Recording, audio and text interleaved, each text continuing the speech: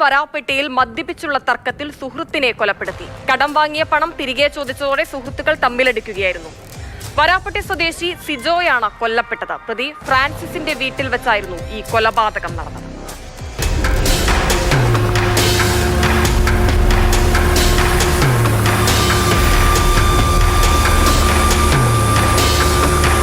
ഒറ്റ നോട്ടത്തിൽ തന്നെ സിജോയുടേതൊരു കൊലപാതകമാണെന്ന് പോലീസിന് വ്യക്തമായിരുന്നു. പക്ഷേ അതിന്റെ കാരണം കണ്ടെത്താനാണ് പോലീസ് നന്നേ പണിപ്പെട്ടത്. കാരണം ഈ കേസിലെ പ്രതിയായ ഫ്രാൻസിസിനെ കസ്റ്റഡിയിൽ കിട്ടിയെങ്കിലും ഇയാൾ ആദ്യം പരസ്പര വിരുദ്ധമായ മറുപടികളാണ് നൽകിയിരുന്നത്. മദ്യലഹരിയിലായിരുന്നു പ്രതി. ഇയാളെ കൊണ്ട് സത്യം പറയിപ്പിക്കുക പോലീസിനെ സംബന്ധിച്ചിടത്തോളം പണിപ്പെട്ട ഒരു ദൗത്യമായിരുന്നു. ഒടുവിൽ ഇയാൾ എല്ലാ കുറ്റവും ഏറ്റു സമ്മതിച്ചു.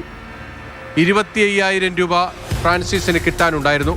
ആ പണം വാങ്ങിയെടുക്കാൻ വേണ്ടി മദ്യപിച്ചതിനിടയിൽ ചില സംഭാഷണങ്ങളുണ്ടായി. തർക്കത്തിലേർപ്പെട്ടു. അങ്ങനെയാണ് ഉറ്റ സുഹൃത്തായ സിജോയെ കൊലപ്പെടുത്താൻ തീരുമാനിച്ചതെന്നായിരുന്നു ഫ്രാൻസിസിന്റെ മൊഴി. ആദ്യം ഇയാളെ ബെഡ്ഷീറ്റ് ഉപയോഗിച്ച് വാ പൊത്തിപ്പിടിച്ചു. ആ സമയത്ത് സിജോ രക്ഷപ്പെടാൻ ശ്രമിച്ചു. അതിനിടയിൽ വീട്ടിലെ ചെരവയെടുത്ത് സിജോയുടെ തലയ്ക്കടിക്കുകയായിരുന്നു. തലയോട്ടി പൊട്ടിയാണ് ചോര വാർന്നൊലിച്ചത്. അങ്ങനെയാണ് സിജോ മരിക്കുന്നത്. ഇതിനുശേഷം ഈ സംഭവം ഇതര സംസ്ഥാന തൊഴിലാളികൾക്ക് മേൽ കെട്ടിവെക്കാനുള്ള ഒരു നീക്കവും ഫ്രാൻസിസിന്റെ ഭാഗത്തുനിന്നുണ്ടായി.